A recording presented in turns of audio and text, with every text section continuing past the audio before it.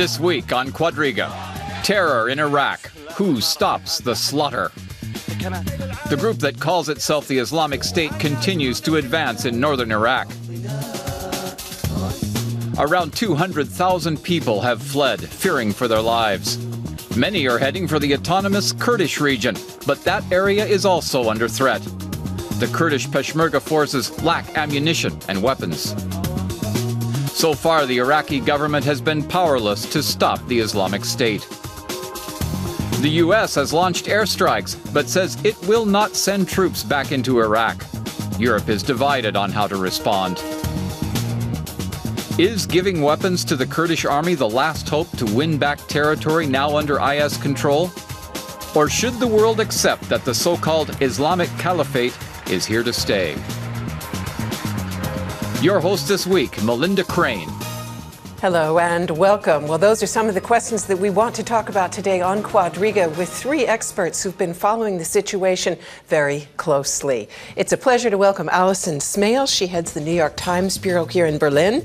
As deputy foreign editor at the New York Times, she organized much of the paper's coverage of the Iraq War, and she was formerly executive editor at the Herald Tribune. It's also a pleasure to welcome Daniel Gerlach. He is founder of the Levante Publishing House and editor-in-chief of its flagship magazine Zenith, which is devoted to the politics, economics, and culture in the Middle East. He's worked on several television documentaries on the Middle East and the Islamic world. And finally, pleasure to see the Iraqi journalist Amir Musawy. He reports from Germany for Iraqia TV. He has worked with the Iraq Foreign Ministry and several NGOs in his capacity as a political scientist and a media consultant. Alison Smale, how would you rate the effectiveness of the U.S. airstrikes and aid drops so far? Apparently, the Pentagon believes that the siege on Sinjar Mountain is now broken, but certainly the humanitarian crisis looks set to continue.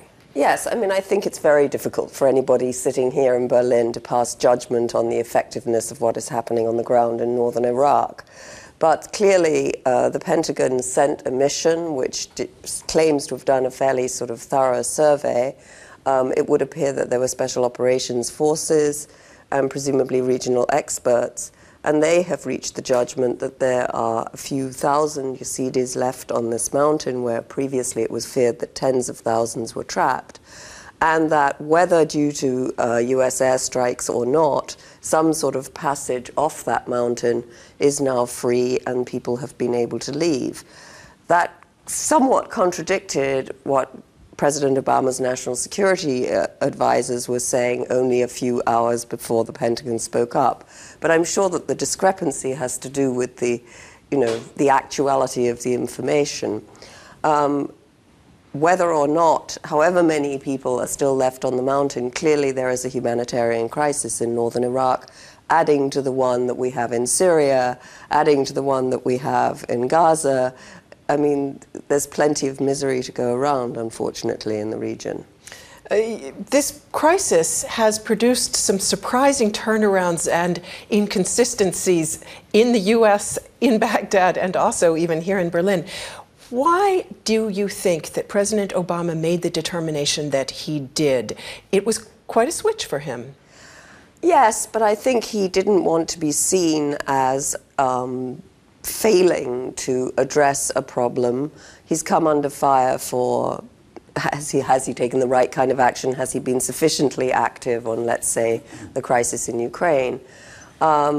He's also keenly aware his poll numbers are slipping. He's got a long time to go yet in the White House, and yet clearly Hillary Clinton and maybe other contenders are sort of already nipping at his heels. And I think it was quite significant that yesterday he pointed John Kerry back towards Asia. I mean, this was the declared pivot of his presidency: less attention to Europe, more attention to Asia, because of all the crises that Kerry has been called upon to fly in and settle. I mean, just for instance, the debate over the outcome of the election in Afghanistan, which has taken him to Kabul twice in the past 3 weeks, never mind all the other places that he's gone. I think that's an interesting piece of news, because I think it shows that Obama would like, he's a very considered sort of person, and I think he's taken a look and said, well, what am I going to be remembered for, and what do I need to pay attention to.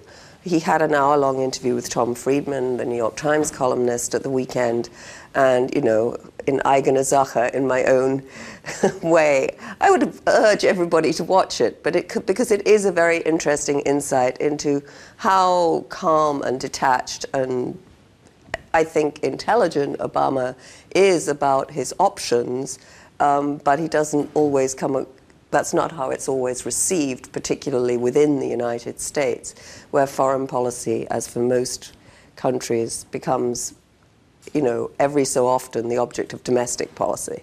Amir Musawy, one of the things that President Obama said in that interview was, look, we're not going to be the Iraqi Air Force, and we're not even going to be the Kurdish Air Force. We need a political solution in Baghdad and in Iraq as a whole. And he basically said, we're providing help to the Kurds because they have a functional government, and we will not provide help to Baghdad until they do as well. So when is that going to be? Indeed, I think this is the very good option for Mr. Obama, because when we saw the last development inside Baghdad, we see that the Dawa party think about another option than Maliki. If they said, if we are going to support Maliki, we are not able to gain more international support from the United States or from the West. That's why they put in an option to bring Mr. Abadi as prime minister or as a designated prime minister, to avoiding this problem with the international community, and also to gathering all Iraqis stand up in a state against the ISIS fighters, they are 2 weeks before they were close to Baghdad, and they are threatening civilians north of Baghdad, 100 kilometers north of Baghdad. I think the political people inside Baghdad understood that if they are going to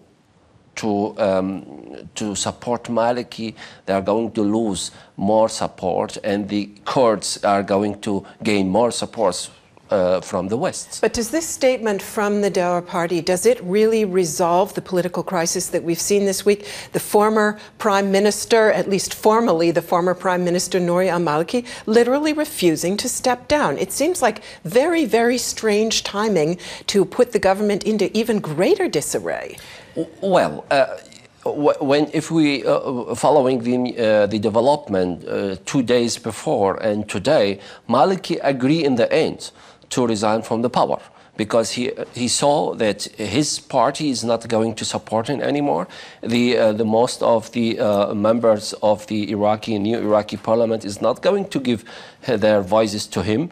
And also the most important point, that the Iranian also with Americans coming in a point that Maliki is not the solution, and the Sistani fatwa, this is the most important point that put the Dawa party in this position. Sistani said, we are going to change the faces, we are going to face the politics, and to gather people fighting against ISIS fighters. So we want to return to that issue of Iranian pressure, but taking a look at some of those inconsistencies that I mentioned just a moment ago, Daniel Gerlach, certainly they also extended to Berlin. President Obama has been saying all along, look, there is no military solution for the problems in Iraq. But to listen to the debate here in Berlin over the past 2 days, you might believe, many people here think otherwise. There has been a very astonishing focus on military aid for the Kurds. The politicians in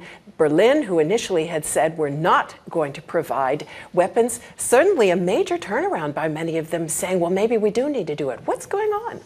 Well, first of all, you know, we are still in parliamentary vacation. So if you want to be on the news as a politician, this is a chance, this is a time to show up in front of cameras with some kind of, you know, original responses to the situation. But notwithstanding that, the Germans have a problem with this, because, and so do other European nations, by the way, because they are afraid of being trapped into a conflict by the parties involved who didn't really engage in a solution in the first place. So, of course, there is a lot of conspiracy thinking about the Kurdish government claiming, you know, military support, because you know, some of the other neighbors would claim that the Kurds hadn't done too much to cooperate with the Iraqi army before. Of course, the Kurds had their reasons for this. But it seems like every involved party, every regional power even, let this monster, this Frankenstein's monster of ISIS or the Islamic State, whatever you call it, grow. And so the Germans are extremely cautious about it. They don't want to be trapped into this situation because I think also, you said it's all revealing a lot of inconsistencies, be it the European or be it the American foreign policy. When you're dealing with the Middle East, when you're dealing with Iraq, which is by the true nature of it such an inconsistent thing, you cannot be consistent. And I think, the Germans are with the lack of their experience in the end of being like a real power in the region, they think that there is a consistent approach to it. I don't think there is one. I think you have to, you have to think tactically, not strategically and not consistently. And of course, it's difficult for a politician to admit that. You can do that as a journalist, of course, or as a security advisor, but not really as a politician. Let's take a closer look at the potential for, if not a military solution, at least military action that could drive the IS forces back. Alison Smale, the U.S., of course, is very, very war-weary. And one of the major messages that President Obama has been conveying is, look, this is not a new Iraq war. It's going to be a very limited endeavor. It may take some time, but we will not be sending combat troops. Do you expect to see mission creep, as it's known, nonetheless? Well, I think the point that Daniel just made about the fact that it's an inconsistent situation, it's a very fluid situation, means that no statement can be taken as a sort of 100% fixed. However, it's clear that Americans are war-weary. It's clear that Iraq is not a country where many Americans feel that they have covered themselves with glory, and where a great deal of sacrifice was made. So I'm sure that Obama or any other American politician will be pretty wary about some sort of heavy presence. And the heavy presence in the name of what? That's really the question. One, in the name possibly of humanitarian rescue. We heard, interestingly enough, this week statements out of Washington and out of Massachusetts, where the president is vacationing, saying, we're not going to rule out the possibility of combat troops in a humanitarian rescue situation. That sounds pretty possibly open-ended. Well, yes, exactly, which is its danger. I mean, I think it really does depend how you define whichever particular mission you're going to embark upon. And for the moment, I mean, the justification we heard for airstrikes and for some kind of sustained operation was, well, there are thousands of Americans in Erbil, and ISIS is at the door, and we really need to protect those people. Since then, we've heard, well, tens of thousands of Yazidis are trapped on a mountain. We really need to do something. Then, oh, actually not so many of them are there anymore, so maybe we really don't need to build a corridor. And that just seems to me to be not the fog of war, but just the inconsistencies that develop on the ground. And we're not ISIS, we're not in a position to say, well, now they're going to do X or Y.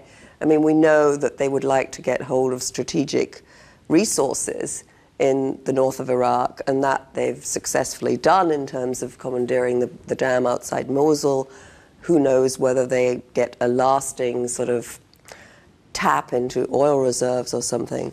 We don't know yet. It's actually a pretext. It's, I mean, there is an antecedent to this crisis, and the Americans might be saying we're doing this to protect U.S. interests or U.S. citizens or a consulate general in Erbil, but Erbil was under no circumstances threatened by the Islamic State. I mean, the Kurdish army, as disappointing as the Peshmerga militias might be every now and then, but it is an actual army. It's a standing army. It has weapons. It had weapons. Erbil was not threatened, and I don't want to say that the Kurdish government was trying to trap or even exaggerate the actual threat to get the international support, but the Americans needed this pretext. They needed this narrative because it's a problem of international law. It's a problem of recognizing, as Amir just said, of recognizing the Kurdish government as a government. The Americans have made their peace with that idea since long ago. Kurdistan is an ally of the Americans. And you know, the Americans wouldn't let them go too far. When they started to export their own oil to Turkey, apparently the White House said, "Okay, you have crossed the line. You know, don't embarrass us too much." But that Kurdistan is, you know, a hub for international intelligence services, for security firms, for you know, strategic advisors, military, oil companies, and so on, is not a secret, and it has never been. So Daniel Gerlach is saying to us, Amir Musawy, that essentially this is a de facto recognition of a likely partitioning in which the Kurds would have a separate independent state. Would you say that's right? It's part of. It's part of. It seems like this when you're following the press and also what the politicians inside Kurdistan say. This is a chance for them. This is a huge chance for them to gain more international respect, more international recognition, and also beside of this, what Daniel said, they gain also military weapons from Iraqi soldiers when they flew back in the beginning of the crisis in Mosul. There is one division from Iraqi army, all the equipment on this division take it to the Peshmerga for themselves. They have military weapons. And also beside this, there is a cooperation between Baghdad and Erbil. Iraqi army deliver equipment for Kurds. The cooperation reactivated again between Baghdad and Erbil after a long distance. And what White House came very also... late, though. Very, very late. Of course. But still, both sides understood we are in the same boat. We should fighting together against the ISIS fighters.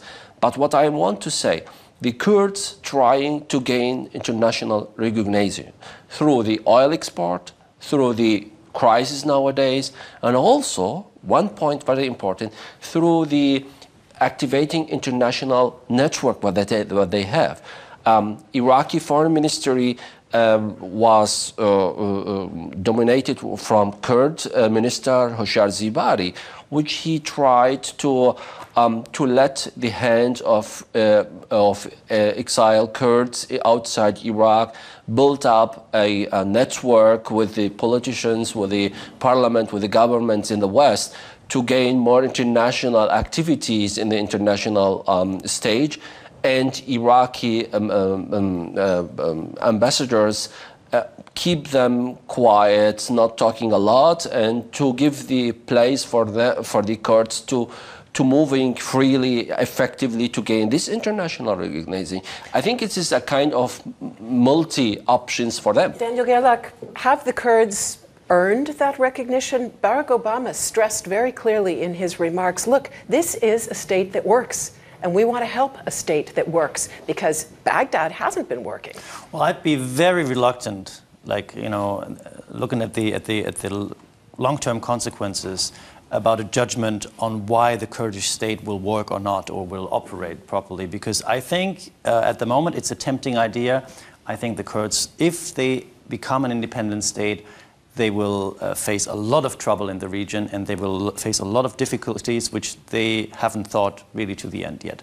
That's why, by the way, you know, they have been quite ambiguous about it. They have never unequivocally said, we want a state and we want your recognition. They're kind of playing with this. That's why Mr. Jalal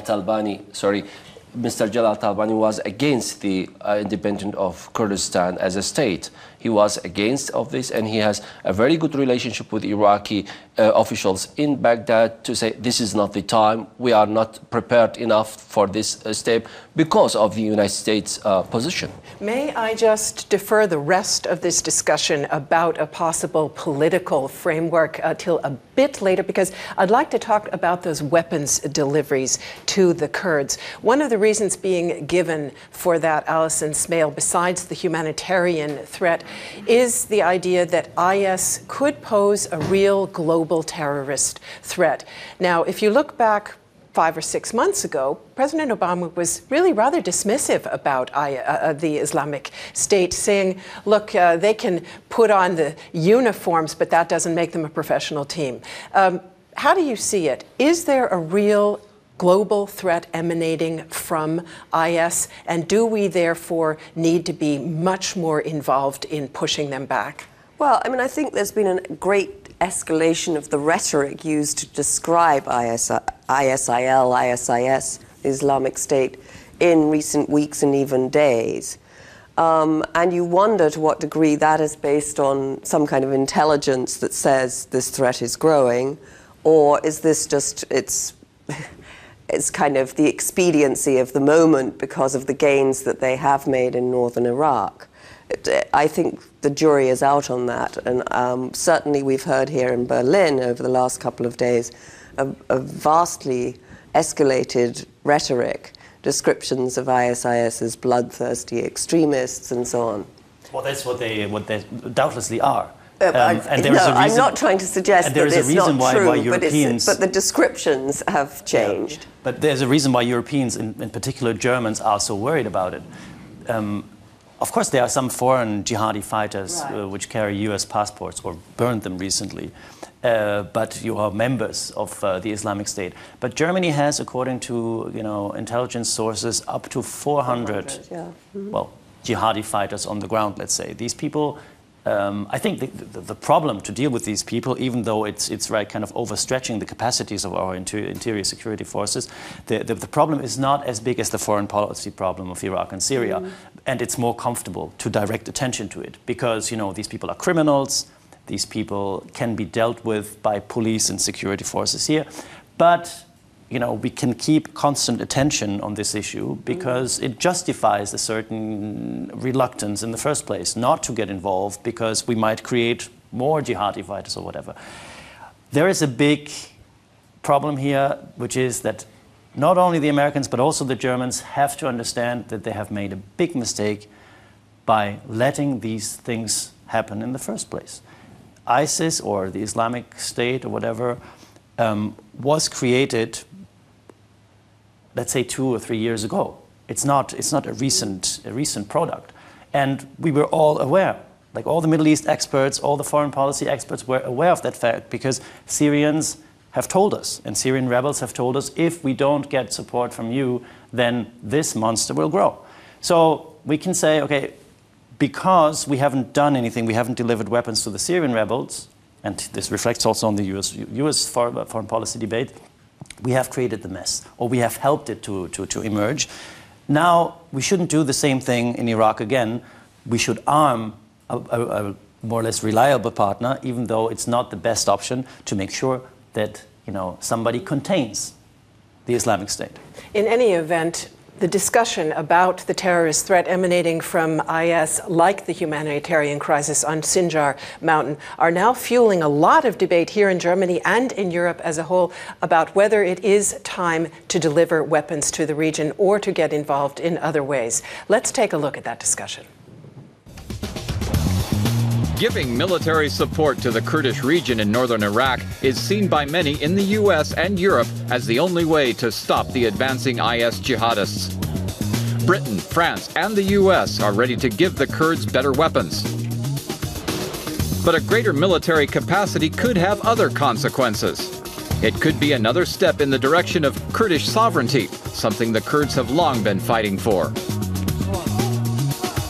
In neighboring countries like Turkey, Kurdish minorities have long felt oppressed.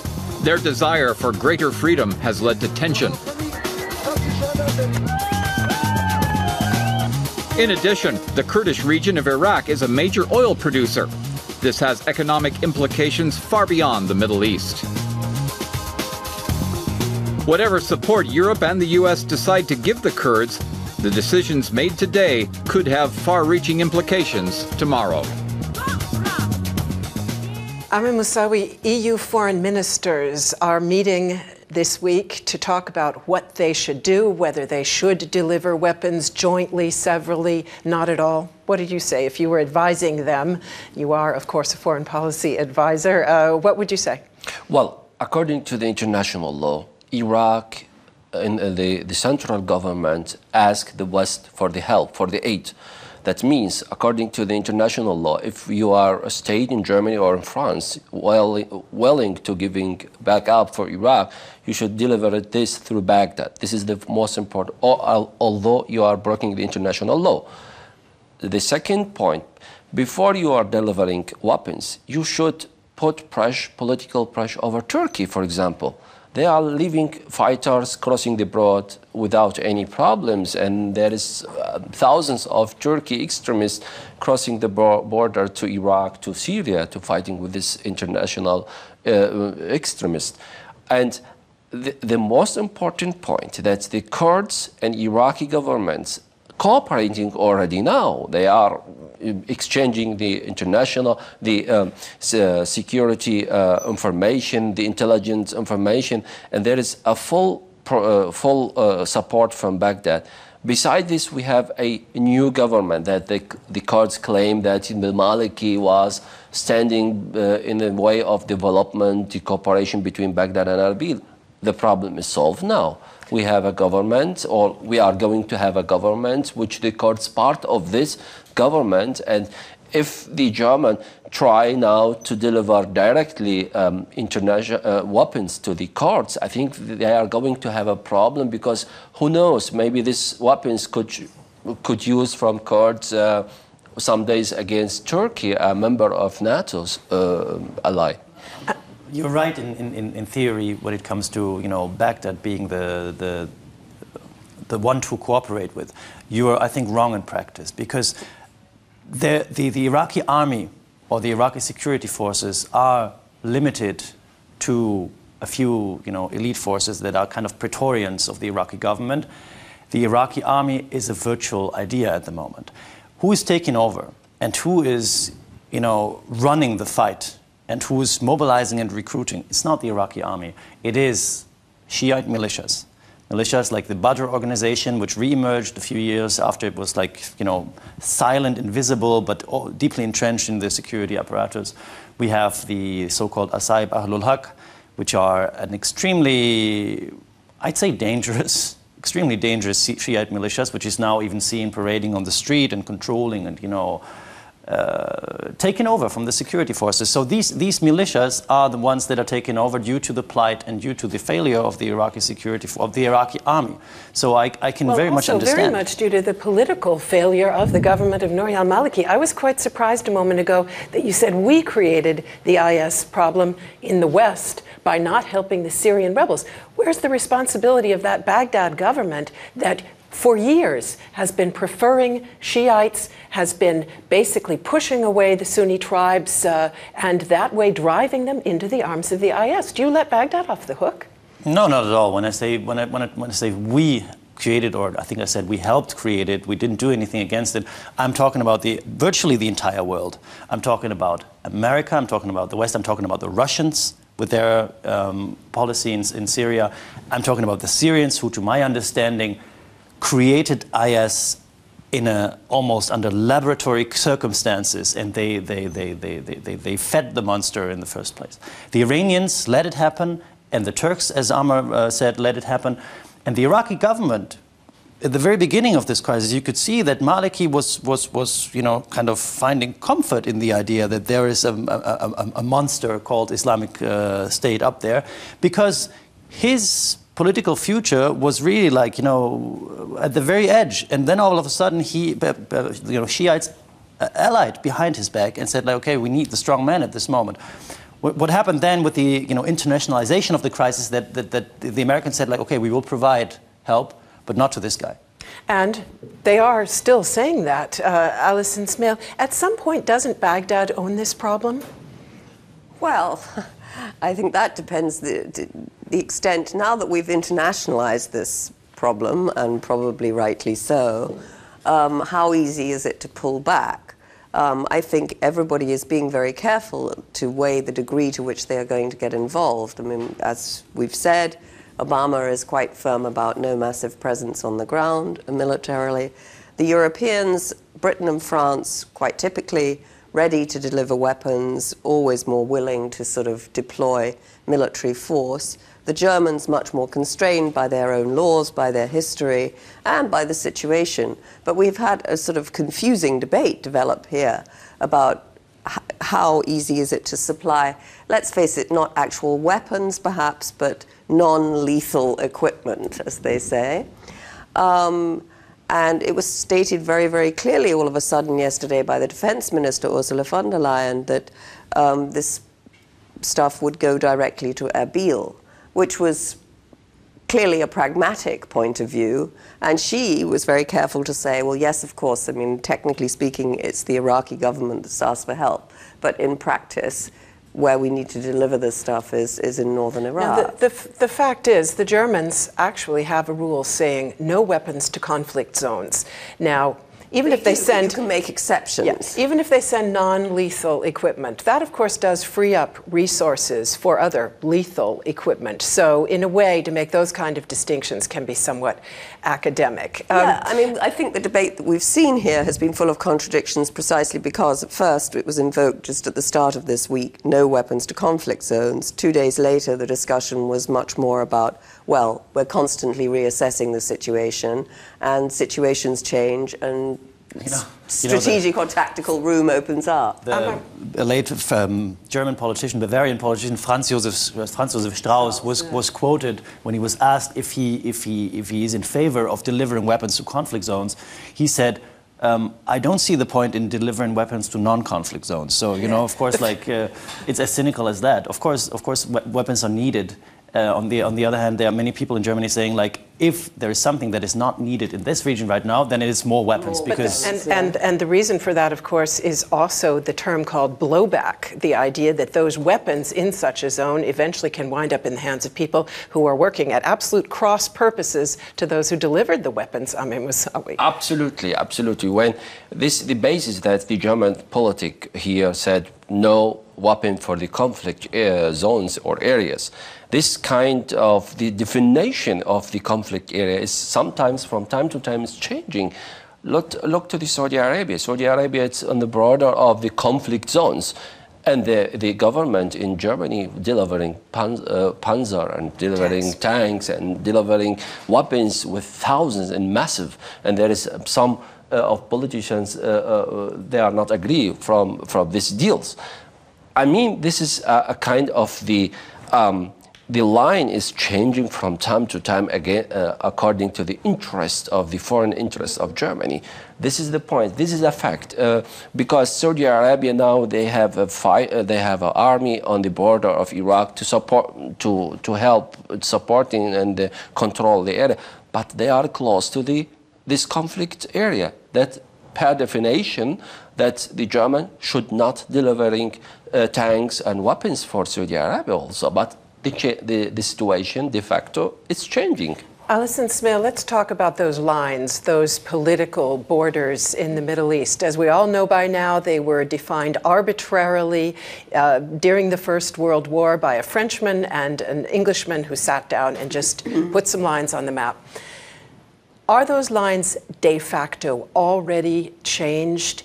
Is it a fact that all of this discussion that we're having accepts already a kind of partitioning of the Middle East in which the Kurds perhaps have their separate state, in which there will be some kind of a Sunni region and somewhere else the Shiites? Well, I'm going to defer to the greater expertise of my two conversation partners here, but I think what we're seeing is a recognition that these were often arbitrary borders, however, not necessarily a recognition that we're going to change them and to replace them with what, precisely?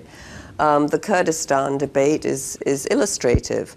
It's hard to imagine Turkey really being very happy with the idea of a sort of fully recognized Kurdistan. It's difficult to imagine that. It's difficult to imagine, but I think it's not so difficult to imagine anymore. Because if we look at the trade relation, and if we look at the political relations between Erbil and Ankara prior to this conflict, we might understand the silence of Turkey in front of all this. Of course, they know their responsibility. Of course, Erdogan has other things to do. He just, got elected as the country's president. But I think that the Turks, the strategic thinkers, in Ankara, they have learned to cope with the idea of a Kurdish independence, as long as it doesn't extend to Turkish territory. Right, well, that's what I mean. And when we talk about the weapons here, you might be aware of the fact that the PKK, which is, according to German law and to the law in many other countries, is a terrorist organization, is a banned party, is joining the forces. And though they are competing with Erbil and they are competing with other Kurdish factions, they have joined the fight, and they are being instrumental. And you bet that they will do everything to prove how instrumental they were to this victory. Yeah. So, okay, I think might be a deal behind the curtains. The Americans would say, okay, we give you these weapons, but you make sure that this is never going to end up in the PKK. At least not after we have finished the fight. Whether that can be effective is another question. Amir Musawy, you mentioned it briefly earlier. Tell us a little bit more about Iran's role in all of this. It is now putting strong pressure on the Baghdad government. There have, of course, been very close ties in the past between the former prime minister and Iran, but clearly they are now of the opinion that he's got to go. Can they be a force for some kind of constructive resolution here? Well, if we go back 4 years before, when 2010, the last election, the Maliki was not really the winner of the election. That was Alawi, but Iranian forced him as prime minister because they find this is the guy that we are going to work with him, that he's going to secure our interests inside Iraq. This is changing in these days, that Iranian saw that the extremists close to their borders now. They are not anymore far away in Syria or in Lebanon. They are close to their area, 200, 300 kilometers to the border, Iranian border. And besides this, they understood our interest in Iraq in threat, that we are going, it is a kind of a political field for Iranian if they are not able to present another person to secure their interests inside Iraq. And that's why Sistani is very important element in this, Ayatollah Sistani element of this changing, when he said, when he gave the last word in this nominating of Abadi, Khamenei also are willing to give a signal, Ayatollah Khamenei in Iran, giving a signal to give the American also an option to cooperate inside Iraq, the same what they do in 2010. In the cooperation before, from 2006 to 2008, Daniel Gerlach, the U.S. gave very strong incentives, monetary incentives, to the Sunni tribes in Iraq to work to push back al-Qaeda. And they did, and it worked. Is there some kind of a political solution now that will divorce those Sunni tribes from the IS, from the Islamic State, and bring them back into some kind of inclusive government, or is it too late for all of that? No, I believe so, yes, of course. I wouldn't say, that everything is possible with money and the art of threatening the other in the Middle East. I think that would be an Orientalist stereotype. But effectively, David Petraeus invented the Sahawat system, which means that they heavily funded Sunni tribes and mobilized them against al-Qaeda. I think we have a much stronger enemy than al-Qaeda now in Iraq to face. And I think the financial solution is not sustainable, because when America pulled out of Iraq, but it's quite understandable that the Iraqi government said, okay, no, we're not going to include these guys into our security forces. This was a limited alliance in time. But of course, I think that the majority of the Sunni tribes and the majority of the population, which is now being terrorized by the Islamic State in northern Iraq, is strongly against the rule of this organization, and is favorable to a political solution, which they have expressed, by the way, also before. This is not, tribal leaders have even given interviews a month ago saying, like, the Islamic State is one problem here, but there is another layer to the conflict, and some Sunni tribal militias in the north have already stated that they are cooperating against the Islamic State. So break up this alliance, but at the moment I see there is a lack of intelligence about the true nature of this alliance. Either, you know, the open source is not provided with this information, but I'm very disappointed about the actual intelligence that we have received so far about the nature of this alliance. That's rather surprising, Alison Smale, given the fact that certainly the U.S. has very powerful intelligence and information nearly everywhere else and about everything else. Yes, but it's hard to be on the ground and being intelligent. I mean, you can be in a consulate in Erbil and know perhaps what's happening there, but not necessarily what's happening amongst tribes and different factions that are operating outside that territory. I'm sure the full panoply of U.S. intelligence is being brought to bear on this, but at the same time, do you believe a political solution is possible that would keep Iraq in the borders we have known, or do you think we're looking ahead toward a very drastic partitioning in the region? I think the situation is clearly fluid, but I don't think anybody can say with any firmness what the outcome will be right now. Amir Musawy? 3 points could happen. The Kurds could just keep this region place and not dreaming with a state, independent state. And the Sunnis should unify their political activity inside Baghdad. And also the Shiites should understood that this is a chance for the Sunni to engage them in a political situation, just to withdraw the carpet from the ISIS fighters. So you believe that your country will remain in existence within its existing or its old borders? If these 3 points happened with each party, I think the situation could be working as Iraq as a unified country and stay like it now what we know. So I'm sure that we will be able to have future discussions to find out whether you are proven right. Thank you very much to all of you for being with us today, and thanks to all of you out there for tuning in. See you soon.